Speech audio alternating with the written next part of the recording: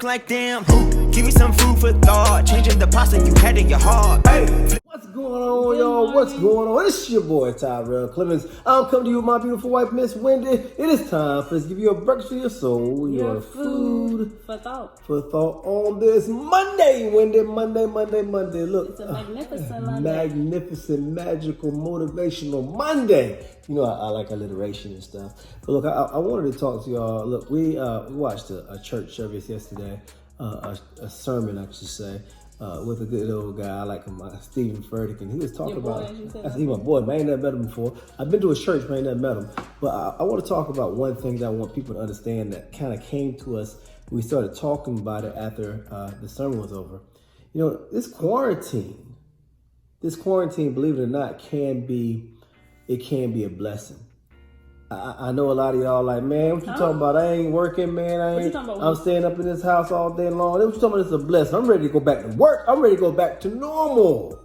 But I want y'all to understand that this quarantine, it can be a blessing if you have the right mindset and understand what's going on. See, sometimes we have things that we're holding on to, things that we just are so used to, but they're not necessarily beneficial for us.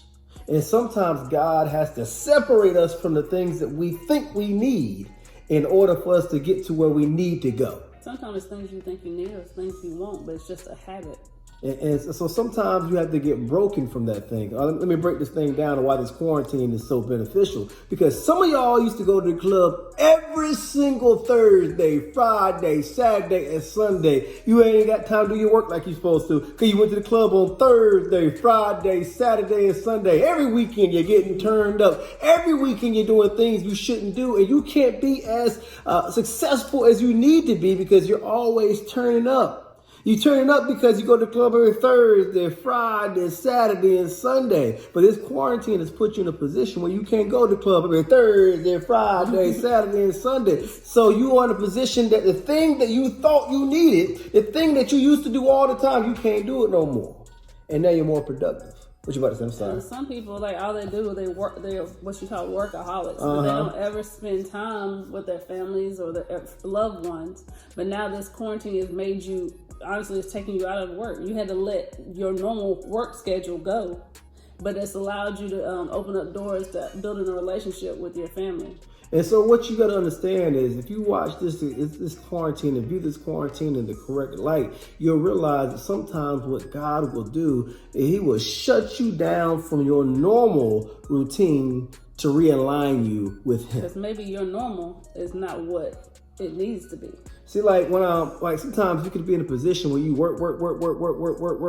Your body is not designed to work all the time. Your body is designed to. Sometimes what happens is if you work, you will literally shut down. Your body will shut down. The reason why your body is shutting down because it's getting the signals like, look, you ain't gonna do this. You're not gonna stop, so I'm gonna stop for you.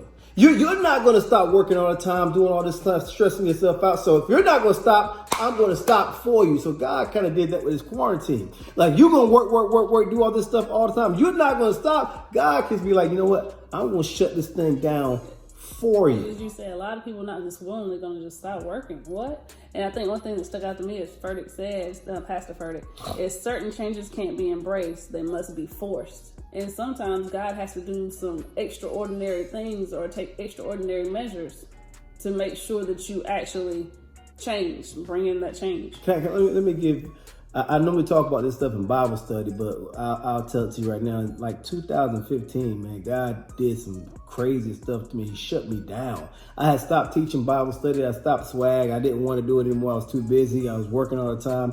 And so God put me in a situation where he literally shut me down. I couldn't do, when did I tell you, I didn't even want fried chicken at the moment. When he tried to offer me some chicken wings, I couldn't even have chicken wings. All I could do was walk around and pray and cry. I couldn't do nothing else. He broke me down. And the thing is, it broke me down to the point that I realized if you don't shut yourself down and realize who's in control, God has a way of getting your attention. And he got my attention on that moment. It took me a month. I still ain't been right since that time. But it helped me realize that I know who's in control of me, and it's not me ultimately. And so sometimes God will do that to you. It shut you down so you can redirect where your life is supposed to be. So what I want you to do right now is I don't want you to be looking at this quarantine time as torture. I know you got to take care of your kids. You ain't used to it. I know you ain't used to cooking. I know you can't cook. I know a lot of y'all are going through things y'all ain't used to, but I need you to take this time to look at what you were doing and the things that you shouldn't have been doing during the normal time, and understand that you are now in a position where you can move forward with a fresh start. You can create your new normal, a normal that's more aligned with how God wants you to be. The things that you were doing so long, I mean, even if let's take God, I don't want to take God out of it, God's always in it, but even let's take from a non-religious perspective, the things that you were doing that was not productive for your goals, the things that you were doing that was not productive for who you want to be, what are you doing now to make it better? What's your example? Example is a lot of y'all were going out to eat All every the day, time. for lunch, breakfast, dinner. Guess what? Y'all can't go to restaurants like that anymore. So now maybe you're cooking at home. And so now you can save money. You can put some savings to the side or a budget. You got the nerve to say you want to buy a house and you going to eat out every single day. You want to get a house. In the winter, you be like that too. Well, I want me to have a nice kitchen. You don't even cook. You go out to eat the Burger King at the restaurant. Not you, baby. You know you cook. We eat. It's quarantine change for us. We don't eat like that out. But at the same time, I want y'all to understand she's right. That's a perfect example. Look at what you've been doing. Look, you can't eat out now. You're eating at home. Mm-hmm. So you're saving money. That's something productive. Something you can use for your new normal. So use this time to learn, as you said. The thing that's a perfect example, and I know so many people that should follow that perfect advice you just gave right there. Look, y'all, that is your breakfast for your soul, your food for thought. Bye. Work, instant, flip, instant.